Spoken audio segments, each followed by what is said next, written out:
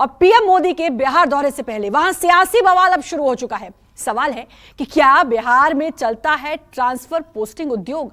हर साल विभागीय अधिकारियों के ट्रांसफर पोस्टिंग के नाम पर बड़े पैमाने पर होता है खेला। सालों से रेट फिक्स है, जितना बड़ा अधिकारी जितनी मालदार जगह पर पोस्टिंग और वैसे ही रेट। देखिए पटना से न्यूज़ 24 की ये खास रिपोर्ट।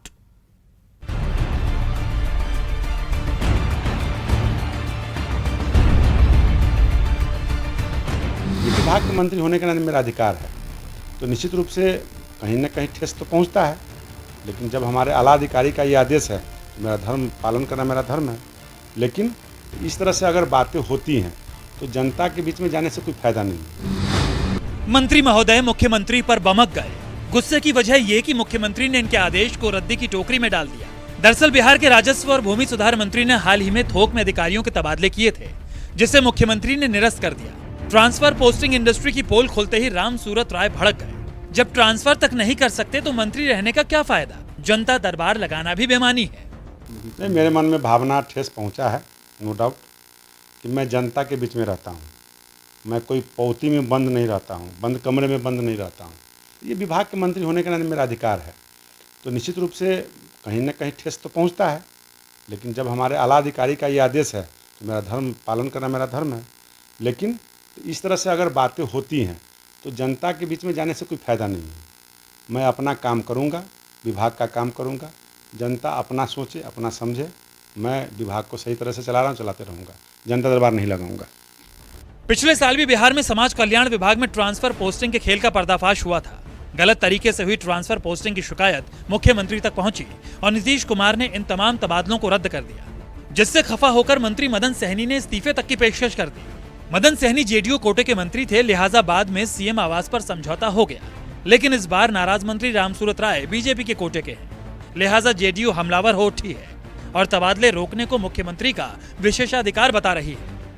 कि मुख्यमंत्री जी का विशेष अधिकार है, वो समीक्षा कर सकते हैं। निश्चित रूप से सभी जानते हैं कि जो नियुक्त करता है वो समीक्षा करने का अधिकार भी रखता है। उसी के तहत ये समीक्षा हो रही है। समीक्षा के बाद स्पष्ट होगा कि आखिर उसमें क्या था, किस वजह से वो समीक्षा हुई, इसमें गड़बड़ी थी या नहीं थी। इसको बहुत ज़्यादा पॉलिटिकल बनाने की जरूरत नहीं है। लेकिन जहाँ तक सरकार की कार्यवाही की बात है तो ये समान सी घटना है। कोई भी नियुक्ति होती है उस पर विशेष अधिकार होता है और उसी के तहत उस पर जांच है। रामसूरत राय सीएम नीतीश से बेहद नाराज है। नाराजगी इस कदर बढ़ चुकी है कि वो पद की कुर्बानी देने को तैयार हो उठे हैं। लेकिन नाराजगी की असल वजह क्या है और इसकी शुरुआत कैसे हुई, ये समझिए। दरअसल बिहार के राजस्व और भूमि सुधार मंत्री रामसूरत राय ने 30 जून को बड़े स्तर पर अधिकारियों के तबादले कर दिए, जिनमें 110 से ज्यादा अंचलाधिकारी, बंदोबस्त पदाधिकारी, चकबंदी पदाधिकारी शामिल थे। इस तबादले में कई तरह की गड़बड़ी सामने आने के बाद मुख्यमंत्री ने उस आदेश को निरस्त कर दिया।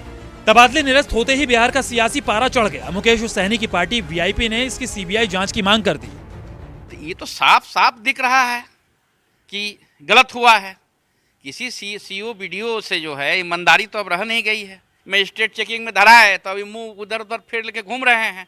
इनको तो बर्खास्त कर देना चाहिए और प्लस इसमें तो सीबीआई जांच होना चाहिए कि आगे से कोई ऐसा हिम्मत नहीं करे कि सरकार का जो है जो नियम कानून के हिसाब से न चलेगा।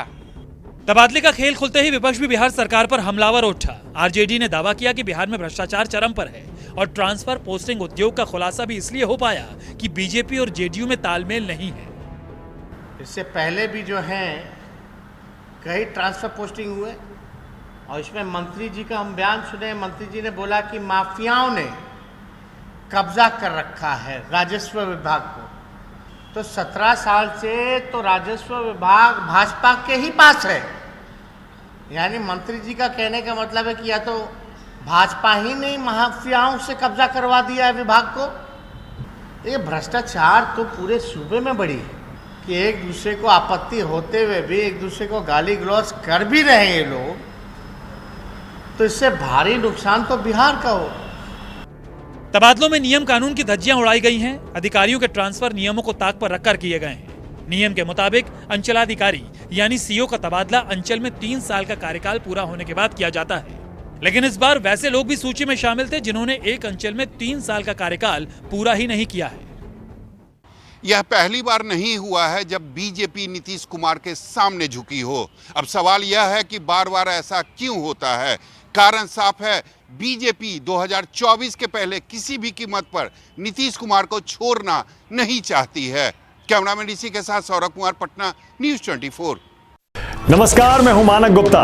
अगर आपको हमारा ये वीडियो पसंद आया हो तो इसे लाइक और शेयर जरूर करें, और हां, हमें सब्सक्राइब और फॉलो करना ना भूलें ताकि आप देश और दुनिया की कोई खबर मिस ना करें। तो जुड़े रहिए हमारे साथ और देखते रहिए न्यूज़ 24।